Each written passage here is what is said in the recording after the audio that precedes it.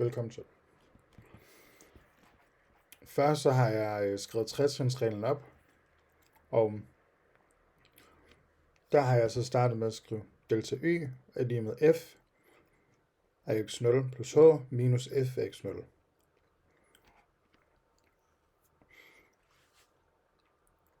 Og andet trin, det er jo så tager vi funktionstilvæksten af delta y er divideret med h. Det tredje trin, der tager man så grænseværdien, også kaldet differenskvotienten limes, og at delta y over h, når den går mod 0, er lige med f mærke af x0, også kaldet differentiationskvotienten. Så første trin, nu har vi tretrinsreglen her, så skriver vi vores funktion op f af x er lige med kvadratrund af x.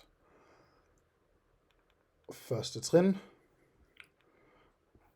så tager vi f af x0 plus h ind, sætter vi ind på, det svarer til, at vi sætter det ind på x's plads. Og så det bliver delta y er lige med kvadratrund af x0 plus h.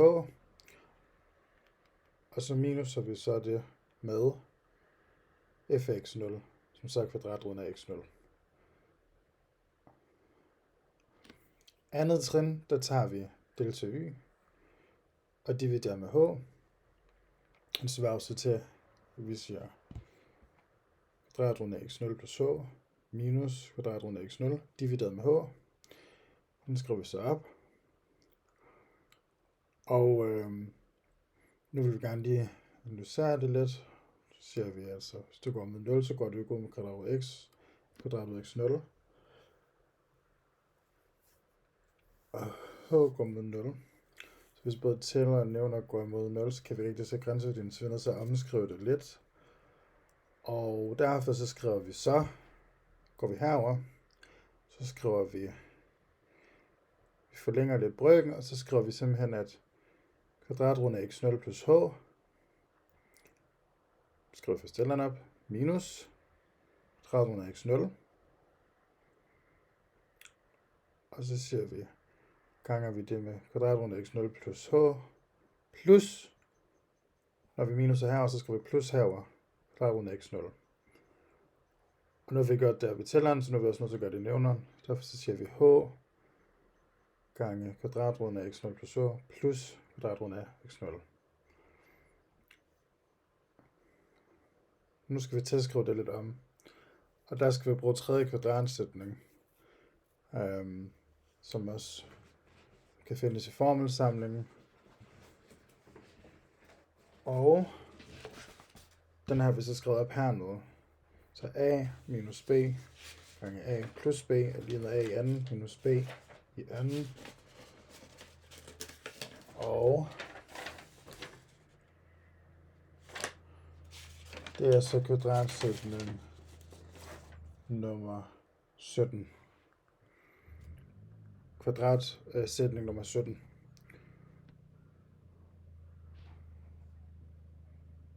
Så nu kan vi tage det første led heroppe fra. Ja, det vil sige, at vi kan se kvadratroden af x0 plus h, og så sætte det i anden. Og minus det med kvadratroden af x0 i anden. Så kan vi dividere det med h gange kvadratroden af x0 plus h plus kvadratroden af x0. Husk parentese selvfølgelig. Så i det, at vi har en størrelse, hvor vi både har kvadratroden og i anden, så ophæver de altså hinanden. Det vil sige, at der er sådan nogle ting, så det vi skriver, det er x0 plus h minus x0. Og nævneren han er så stadig det samme. H gange kvadratroden af x0 plus h plus kvadratroden af x0. Men nu er der nogle ting, der kan gå ud med hinanden, så derfor så går x0 og x0 ud med hinanden. Derfor så bliver det jo bare sådan h divideret med h gange det her, der står i nævneren. Så nu kan vi forkorte den. Så bliver det jo bare 1, fordi h er h, til 1 divideret med kvadratroden af x0 plus h plus kvadratroden af x0. Så differenskvotienten er nu kvadratroden af, eller differenskvotienten er nu 1 divideret med kvadratroden af x0 plus h plus x0. Og nu kan man jo sådan set godt sådan fornemme og se, hvad der sker, fordi 1 bliver ved med at være 1. Så tælleren den ændrer sig ikke. Men h går med 0. Hvis h går med 0, så går x0 mod. Hvis, når h går mod 0, så går x0 mod x0. Så kvadraten her går imod kvadratroden mod x0. Så står der lige pludselig kvadratrod x0 plus kvadratrod x0. Derfor så skriver vi jo 2. Så det vil 2 gange kvadratroden af x0. Det vil sige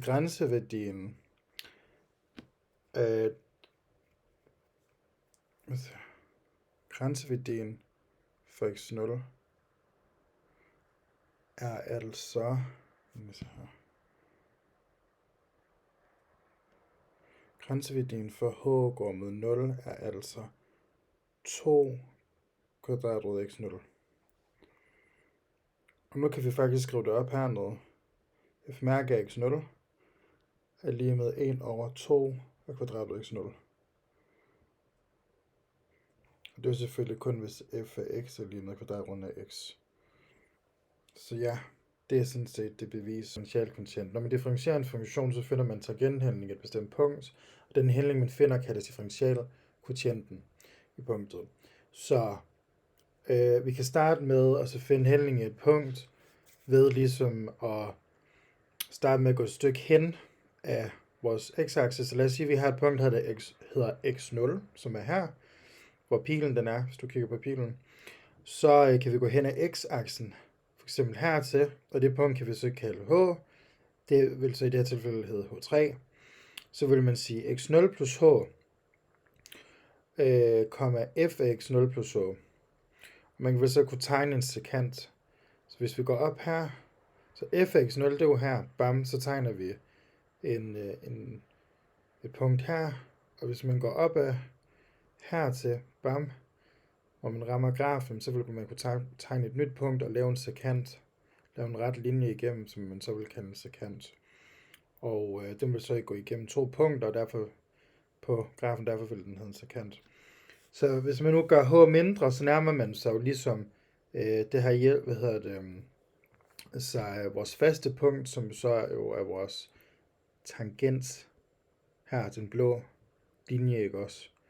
Og så vil den her sekant komme til at ligne tangenten mere og mere, som det også fremgår her, ikke også? Man kan godt se, at den ligesom går tættere på vores tangent. Og som det også vises her med de 3 forskellige sekanter, som er røde, og tangenten, som er blå. Hvis man så lader h blive uendelig lille, så vil tangenten jo så til sidst nærme sig tangenten, og det er det, der ligesom er tricket med differentialregningen. At man finder, når man finder differentialkvotienten, så ser man, hvad der sker, når h bliver uendelig lille. Og det resultat, man så får, det er jo ligesom det, man kalder differentialkvotienten, og det er jo det, der svarer til tangentens hældning. Og den kan sådan beskrives, som der også fremgik af herover. Den kan jo beskrives på den her måde, hvor man ligesom siger, at delta y divideret med h er lige med kvadratroden af x0 plus h minus kvadratroden af x0 divideret med h. Og ja, det er sådan set det, man sådan vil kunne beregne. Så vil man kunne beregne hældning af sekanten ved at bruge den formel. Så ja, tak fordi du lige fulgte med. Så er der lige kilder.